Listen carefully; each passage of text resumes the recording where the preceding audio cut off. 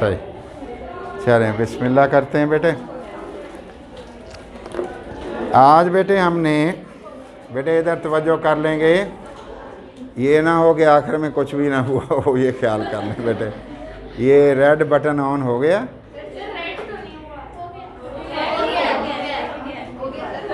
चलो कुछ तो होगा बेटे, चलो करते हैं कुछ। आज बेटे हमने आर्डर ऑफ रिएक्शन पढ़ना है। तो बेटे मैं एक लेक्चर दे रहा था, मैग्नेटो केमिस्ट्री का एक लेक्चर था, रिकॉर्ड करना था, वो उस पर काफ़ी स्ट्रगल भी की हुई थी ताकि वो अंडरस्टैंडिंग वाइज बहुत अच्छा हो जाए। तो मैं उसमें अपने काम पे लगा रहा, सारे बोर्ड पे बारीक बारीक लिखा, कई पेज का वो बना। जब लास्ट में हम पहुँचे तो पता चला आवाज़ तो उसमें आ ही नहीं रही। तो इसलिए इधर मैं कह रहा हूँ ऐसा ना हो कि आवाज़ ही कोई ना हमारी आए बेटे। Order of reaction find out करना है बेटे। क्या नाम लिख रहा हूँ बेटे? Order of reaction find out करना चाहते हैं बेटे। इसके लिए कौन कौन से तरीके दुनिया में राइज हैं बेटे? इधर तवज्जो करनी बेटे, आपने मेरी बातें सुननी है। कोई टॉपिक की कोई इतनी डिफ़िकल्टी का लेवल ज़ीरो के करीब है, कुछ भी नहीं है। कैसे ढूंढा जा सकता है बेटे? आर्डर आपको बनाना आता है। कैसे बनाते थे हम बेटे? रेट इक्वेशन लिखते थे और बेटे कंसंट्रेशन टर्म की कोई पावर लिखते थे और हम कहते थे ये जो एक्सपोनेंट होता है ये एक्सपेरिमेंटली आता है बेटे। ऐसी बातें हम कर चुके हुए हैं। देखते हैं कौन कौन से मेथड हैं। पहला मेथड उसे कहते हैं बेटे hit and trial method. Hit and trial method. और इसका क्या मतलब है बेटे? तुक्का लगाना। और ये देख लो बेटे, तुक्के वाले तरीके से भी ऐसे ही निकल आता है आर्डर ऑफ रिएक्शन, ये भी पता लग सकता है। दूसरे मेथड को बेटे कहते हैं ग्राफिक मेथड। बड़ा अच्छा ये भी मेथड है, लेकिन इसकी डिटेल हमारे सिलेबस में बेटे नहीं है। ज़ाहिर जो सिलेबस में नहीं है वो हमने पढ़नी भी नहीं है। और तीसरे को कहते हैं बेटे डिफरेंशियल मेथड। ये भी बड़ा अच्छा वैसे तो मेथड है, लेकिन बेटे इसकी डिटेल भी हम नहीं पढ़ सकते क्योंकि हमारे सिलेबस में इंक्लूडेड नहीं है। और बेटे fourth one half life method दुनिया में पॉपुलर मेथड है। पॉपुलर मेथड है, हमारे सिलेबस में भी शामिल है बेटे, हमारे सिलेबस में भी इंक्लूडेड है, इसलिए हम बेटे इसे देखेंगे।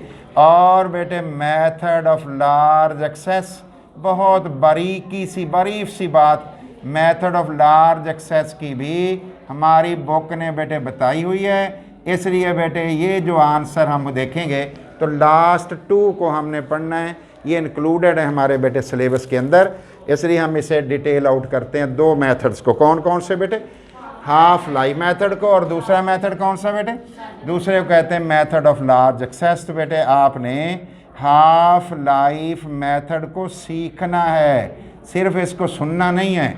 देखते हैं बेटे इस मेथड में हम क्या कुछ करते हैं और किस तरीके से इसको बेटे कैलकुलेट करते हैं। ये बेटे बड़ी इंपॉर्टेंट चीज़ है।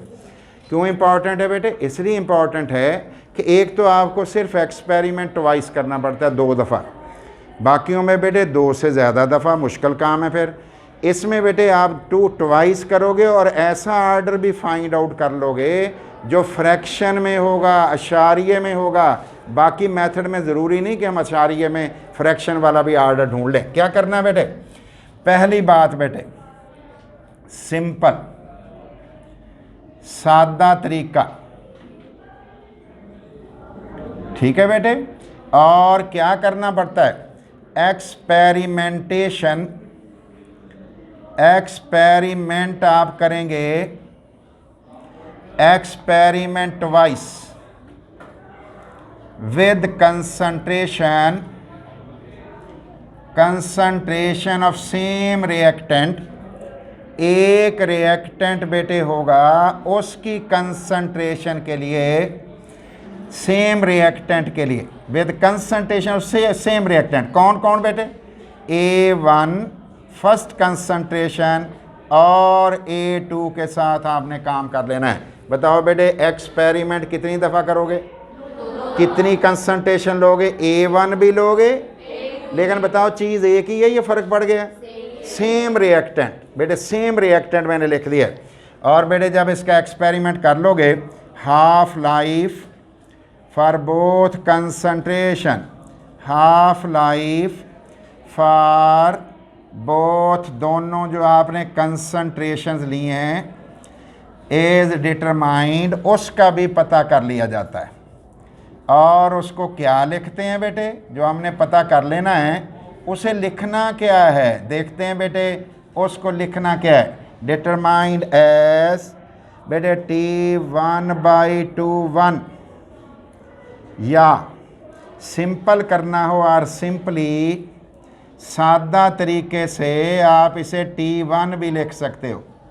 और बेटे T1/2 और बेटे आर सिंपली अगर सादा तरीके से लिखना हो आप इसे T2 भी लिख सकते हो। अब को बेटा मुझे बताए ये A1 के लिए मेरा ख्याल है ये हाफ लाइफ होगा, ये A2 के लिए हाफ लाइफ होगा। बेटे ऐसे ही हो गया। दोबारा बताओ बेटे रिएक्टेंट सेम है या डिफरेंट? बेटे उनकी कंसंट्रेशन कितनी ली? A1 and A2। A1 और कंसंट्रेशन है, ये फॉर 1 एक्सपेरिमेंट के लिए ली होगी। A2 आपने और कंसंट्रेशन ली है, वो एक्सपेरिमेंट नंबर 2 के लिए होगी। दोनों के लिए हाफ लाइफ आपने फाइंड आउट कर लिए होंगे। देखते हैं आगे बढ़ते हैं। अब बेटे मैं दोबारा लिख रहा हूँ, आसान सी बात। बेटे मुझे बताओ सेम बेटे सब्सटेंस है, सेम रिएक्टेंट है, इसके लिए आपने कितनी कंसंट्रेशन ली? बेटे 2 ली। बताओ उनके नाम बताओ ताकि हम इसको शॉर्टकट में भी सीखें। ए कौन सी ले बेटे? A1। और ए कौन सी ली बेटे? A2। शाबाश। और बेटे इसका हाफ लाइफ जो फाइंड आउट किया वो क्या है? इसका बेटे हाफ लाइफ फाउंड आउट किया, ये 1 है बेटे T1। ये कौन है बेटे? T2। इसको हमने T2 का मतलब है T1/2। T2 का मतलब असल में ये है, कार हमने सिंपल लिया है। अब बताओ बेटे अप्लाइंग द रिलेशन। बेटे मैं एक रिलेशन अप्लाई कर रहा हूँ, ये आपने पढ़ा हुआ है। अप्लाइंग द रिलेशन, देखते हैं कौन सा रिलेशन है जो आपने पढ़ा हुआ है। गौर कर लेना बेटे, हाफ लाइफ वाली बातें आपने सीखी हुई हैं वही लिखने लगाऊं। T1 बेटे 1 is inversely proportional to A1n-1। बताओ बेटे ये पढ़ा हुआ है कि नहीं? ये तो हाफ लाइफ में पढ़ा हुआ है हमने बेटे। अब मुझे बताओ अप्लाइंग द रिलेशन, इसके लिए भी मैं सेम सेंटेंस बेटे लिख रहा हूँ। अप्लाइंग द रिलेशन, रिलेशन को अप्लाई करो। बेटे लिखवाना आपने है, ये रिलेशन लिखवाना आपने है जो बेटे मैं लिखने लगा हूँ। देखते हैं क्या है बेटे रिलेशन। सेम बेटे अप्लाइंग द रिलेशन, रिलेशन बताओ बेटे क्या बनेगा? बेटे ये रिलेशन बन गया T2 is inversely proportional to A2n-1। बेटे यहाँ जो n है ना, ये असल में आर्डर ऑफ रिएक्शन है। या n कौन है बेटे? Order of reaction. बताओ कितनी इक्वेशंस बन गई? एक 1 बन गई, एक कौन सी बन गई बेटे? एक बन गई 2। आगे लिखने लगा हूँ बेटे, डिवाइडिंग इक्वेशन 1 को डिवाइड कर लो बाई 2, 2 से। वी हैव, हमारे पास ये चीज़ बेटे बनेगी, देख भी लेनी है सही बनी कि नहीं। ये बेटे T1 मैंने ऊपर लिख दिया और बेटे मैंने T2 नीचे लिख दिया। बताओ ऐसे ही है? और बेटे इधर मैंने देखते हैं क्या लिखा बेटे, ऊपर लिख दिया 1/A1n-1, नीचे लिख दिया 1/A2n-1। ठीक हो गया बेटे। ये बताओ ये ऊपर वाली कौन है? पहली इक्वेशन। ये नीचे जो लिखा है वो कौन सी है? क्या 1 को 2 पे डिवाइड किया? 1 को 2 पे डिवाइड किया। बेटे जो प्रोपोर्शनैलिटी कांस्टेंट इधर लगना है वही इसमें लगना था, मैंने इधर लिखा ही नहीं है, एक स्टेप हमारा बच गया। तो ये मैंने बेटे इक्वल भी लगा दिया।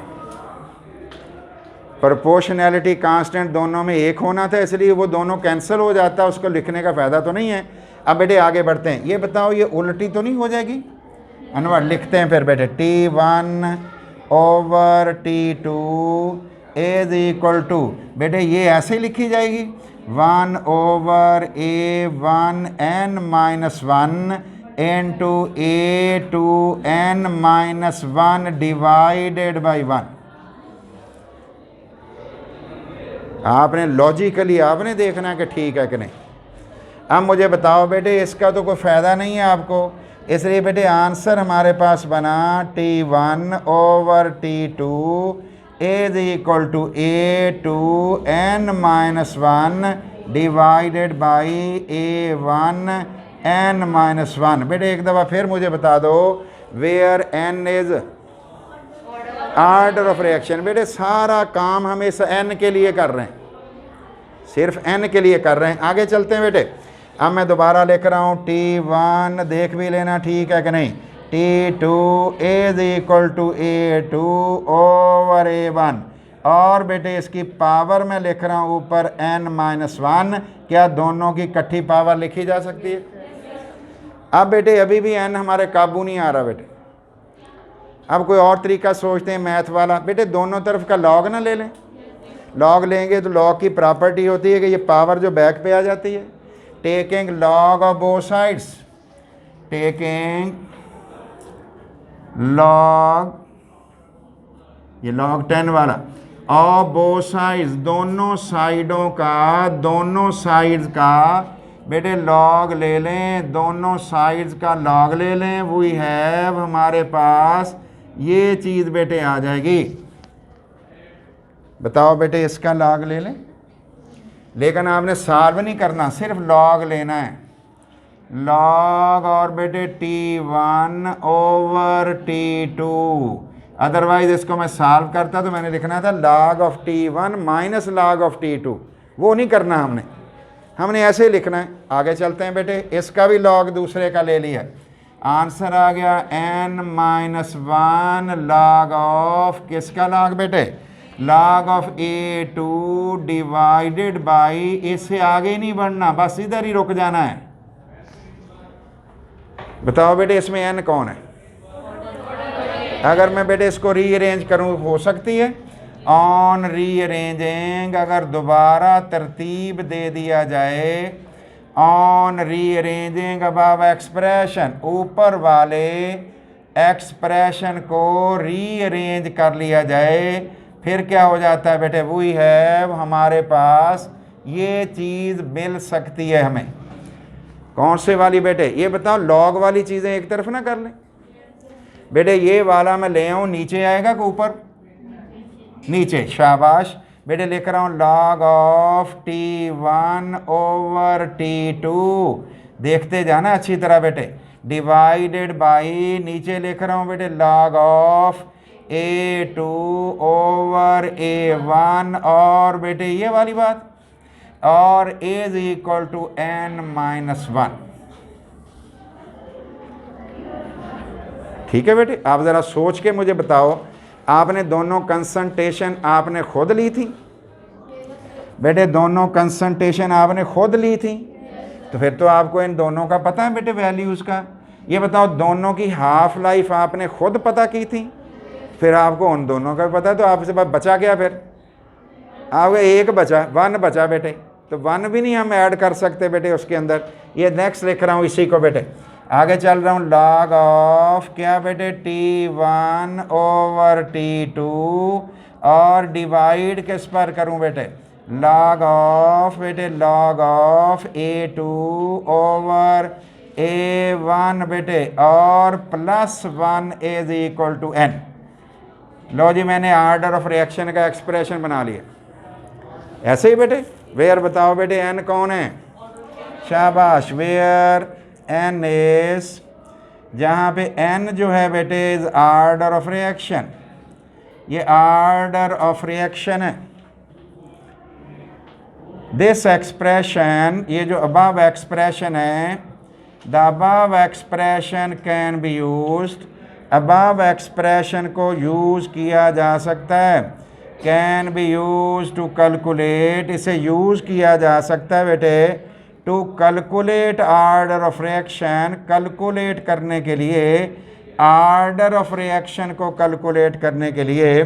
इवन इफ, बेशक ये हो, even if it is in fractions, बेशक ये इन फ्रैक्शंस हो, बेशक ये इशारिये में हो, तो उसको भी हम बेटे कैलकुलेट कर सकते हैं, उसके बारे में भी पता कर सकते हैं।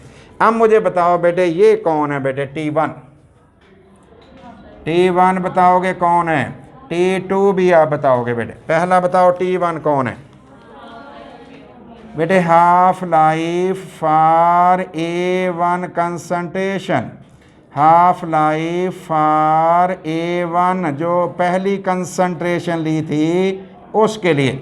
बेटे बताओ ये T2 कौन है, हाफ लाइफ बेटे, शाबाश, हाफ लाइफ फॉर बेटे किसके लिए, फॉर A2 कंसंट्रेशन। बेटे सेम रिएक्टेंट था, डिफरेंस था।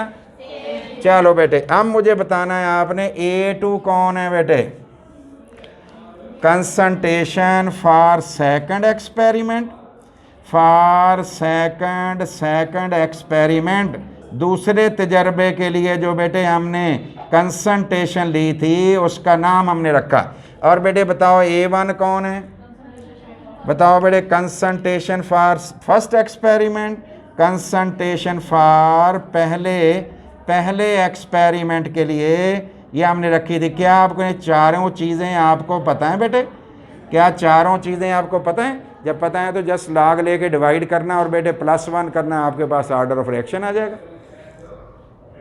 क्या किसी को रिपीट करूं ना? बिल्कुल क्लियर है। अब फिर एक दफ़ा देख लो बेटे, ये बताओ बेटे ये दोनों वैल्यूज़ आपके पास होंगी, लेकिन ये नहीं सोच लेना कि ये दोनों वैल्यूज़ वही होंगी जो ये होंगी, नहीं होंगी बेटे, फिर तो जवाब ही 1 आता है, फिर तो कोई फ़ायदा नहीं है। सेम नहीं होगी ये वैल्यूज़, T1 A1 नहीं होगी, T2 A2 नहीं होगी। जब नहीं होगी हमारे जहन में क्वेश्चन आता है लॉग से लॉग कैंसिल कर दो। बेटे वो तो तब करेंगे अगर उनके आंसर ठीक बराबर होंगे, यहाँ आंसर तो सेम नहीं आ रहे। ये पहला काम मुकम्मल बेटे। गौर कर लो कितने एक्सपेरिमेंट किए, क्या किया, 4 मार्क्स का टॉपिक।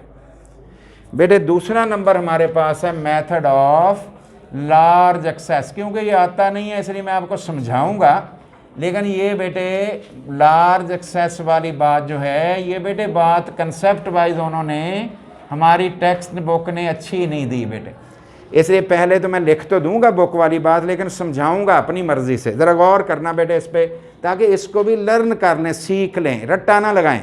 देखते हैं बेटे क्या। पहली बात बेटे याद रखना, रिएक्टेंट जो रिएक्टेंट लार्ज एक्सेस में ले लिया जाए, रिएक्टेंट बेटे किस में ले लिया जाए, टेकन इन लार्ज एक्सेस, जो लार्ज एक्सेस में ले लिया जाए, ज़्यादा ले लिया जाए, बहुत सारा, जैसे आप सॉल्वेंट लेते थे बेटे, वो क्या करता है बेटे, डज नॉट कंट्रोल रेट, वो कंट्रोल करना बंद कर देता है रेट को, control the rate of reaction. अब को बेटा मुझे बताए कि बेटे रेट ऑफ रिएक्शन को उसने अगर कंट्रोल करना बंद कर दिया, क्या वो रेट लॉ में हमें नज़र आएगा कि नहीं? रेट इज इक्वल टू के रेज टू पावर ये बी रेज टू पावर लिखते थे ना हम, वहाँ तो नज़र ही नहीं आएगा। फिर लिख दूँ ये बात बेटे मैं, अब लिखने लगा हूँ बेटे। कौन सा रिएक्टेंट कंट्रोल करेगा बताएं बेटे? रिएक्टेंट टेकन इन, पूरा बताना है आपने बेटे, reactant taken in small amount, in small amount, थोड़ी सी मिकदार में, स्मॉल कंसंट्रेशन में, क्या करता है बेटे? कंट्रोल करता है रेट, कंट्रोल करता है the rate of reaction, rate of reaction को कंट्रोल करता है। तो इसका मतलब है आप क्या करो बेटे, बारी बारी एक को लेस ले लो बेटे, एक को थोड़ा ले लो, बाकियों को ज़्यादा ले लो, थोड़ा बारी बारी लेके पहले ए को थोड़ा ले लिया, फिर बी को थोड़ा ले लिया, फिर सी को थोड़ा ले लिया, फिर डी को थोड़ा ले लिया, हर एक का ताल्लुक रेट से ढूंढ लो, फिर हम रेट इक्वेशन बना लेंगे। देखते हैं बेटे, ये हमने लिख दिया रेट ऑफ रिएक्शन को। तीसरे नंबर पे हमने क्या किया, हमने कहा the rate law can be constructed, rate law जो है कैन बी कंस्ट्रक्टेड, उसको तामीर किया जा सकता है, उसे बनाया जा सकता है। और किस तरह बनाया जा सकता है? बाई टेकिंग, किसको बेटे लेके, बाई टेकिंग ऑल रिएक्टेंट्स, सारे रिएक्टेंट्स को in less quantity, one by one, reactants in less quantity, थोड़ी क्वांटिटी में, थोड़ी कंसंट्रेशन में बेटे, कैसे, turn by turn, turn by turn, बारी बारी आप लेते जाओ और आपको बेटे पता चल जाएगा। फिर एक दफ़ा बताओ, जो लार्ज एक्सेस में लेते हैं वो रेट को कंट्रोल करता है कि नहीं? जो थोड़ा लेते हैं वो करता है? अगर बारी बारी आप तमाम को बेटे वन बाय वन, बेटे वन बाय वन, तो टर्न बाय टर्न या वन बाय वन मैं लिख देता हूँ, कंसंट्रेशन वन बाय वन आप करते जाओ बेटे वन बाय वन, तो फिर क्या हो जाएगा? इसका मतलब हम रेट लॉ ढूंढने में कामयाब हो जाएंगे। एग्जाम्पल ले रहा हूँ, इस एग्जाम्पल को सीखना है बेटे। अगर ये सीख लिया आपने, फिर आप बेटे बिल्कुल कामयाब हो जाओगे। ये सिंपल वे से बता रहा हूँ, साइंस तो बता रहा हूँ, लेकिन साइंस को बिल्कुल सादा लफ्ज़ बना के बता रहा हूँ। तवज्जो करिए बेटे, मैंने एक रिएक्शन लिया है, ये बेटे 2NO गैस है प्लस बेटे 2H2 गैस है, इनका रिएक्शन हो गया है, बन गया बेटे N2 गैस है प्लस 2H2O बन गए।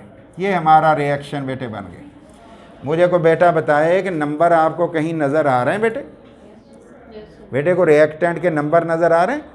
हमारे हिसाब से तो 4 बनना चाहिए ऑर्डर ऑफ रिएक्शन बेटे, लेकिन बेटे हमने क्या किया, ज़रा गौर करो बेटे। हमने बेटे रेट लिखा, रेट लिखने के बाद इसका एक्सप्रेशन भी बना लिया, NO भी लिख लिया, लेकिन हमने कहा इसकी पावर, अभी मैं क्वेश्चन मार्क लगा रहा हूँ, और बेटे H2 भी लिख लिया और इसकी क्वेश्चन मार्क भी ऊपर में लगा रहा हूँ। अभी मुझे पता नहीं है कि इसके ऊपर क्या लिखूँ। ठीक है बेटे, अब मैं क्या करूँ, दो तो मेरे रिएक्टेंट है, मैं एक को थोड़ा ले लूँगा, एक को एक्सेस ले लूँगा, दो मेरे एक्सपेरिमेंट होंगे। जवाब देखते हैं बेटे। मैंने क्या किया, इस चीज़ को लेस बेटे ले लिया और इसे एक्सेस ले लिया। बताओ बेटे कौन रेट को कंट्रोल करना बंद हो गया? एक्सेस बंद हो गया। अब मैंने एक्सपेरिमेंट किए बेटे, पहला एक्सपेरिमेंट और बेटे दूसरा एक्सपेरिमेंट, दो एक्सपेरिमेंट मैंने बेटे किए। क्या क्या किया ज़रा ध्यान करना बेटे। मैंने इसका 1 मोल लिया, 1 मोल, तो मैंने जब इसका रेट देखा ना बेटे, तो इसका रेट था 1 मोल पर dm³ पर सेकेंड। फिर मैंने क्या किया बेटे, मैंने इसके 2 मोल पर dm³ ले ली, 2 मोल पर dm³ मैंने ले लिया, इसका भी 2 मोल पर dm³ ले लिया। जब मैंने बेटे इसकी वैल्यू देखी, तो मेरे पास जो आंसर बेटे आ रहा है, ज़रा वो हैरान कौन था बेटे। वो क्या था बेटे, 4 मोल पर dm³ पर सेकेंड। ये मेरे पास जवाब था बेटे। मैंने अपने जहन में खुद ही सोच लिया कि असल में इस क्वेश्चन मार्क की जगह पे 2 है। इस क्वेश्चन मार्क की जगह पे कौन है बेटे, 2। फिर अप्लाई करके देखता हूँ। बताओ बेटे, मैंने ये 1 यहाँ रखा, इसका स्केयर लिया, जवाब सोच लो। ये 1 यहाँ रखा, उसका स्केयर लिया, जवाब। अब मैंने 2 लिया, इधर रखा, उसका स्केयर, जवाब। अगर यहाँ स्केयर रेड वाला ना होता, क्या आंसर 4 आता? क्लियर। पहला एक्सपेरिमेंट मेरा हो गया ख़त्म। अब मैं करने लगा हूँ बेटे दूसरा एक्सपेरिमेंट। देखता क्या करता हूँ। अब मैंने इसको ले लिया बेटे एक्सेस, और बेटे इसको ले लिया मैंने लेस कंसंट्रेशन में। अब बताओ कंट्रोल कौन करना शुरू हो गया? सोच के बताना है, कौन कंट्रोल करना शुरू हो गया? नहीं नहीं बेटे, लेस वाला। लेस का मतलब है लेस कंसंट्रेशन बेटे। अब बताओ जी कितने एक्सपेरिमेंट करने हैं? 2। ये ले एक लिख लिया, ये मैंने दूसरा लिख लिया। बेटे गौर करना, इसका मैंने लिया बेटे ये तो एक्सेस था, इसका तो फ़ायदा ही नहीं था मुझे। बेटे मैंने इसका 1 मोल पर dm³ कंसंट्रेशन ली। बेटे मेरे पास जो रेट निकला वो आया 1 मोल पर dm³ पर सेकेंड। फिर बेटे इसको तो मैं कुछ कर ही नहीं सकता था, क्योंकि लार्ज जो एक्सेस में होता है वो तो रेट को कंट्रोल नहीं कर रहा होता। अब मैंने यहाँ बेटे 2 मोल पर dm³ डाला, तो बेटे रेट जो मेरे पास आया वो आया 2 मोल पर dm³ पर सेकेंड। मैंने बेटे इधर से इसको मिटाया और इसकी जगह 1 लिख दिया। कोई बेटी बताए, सोच के मैंने 1, मुझे कैसे पता लग गया 1 लिख दूँ?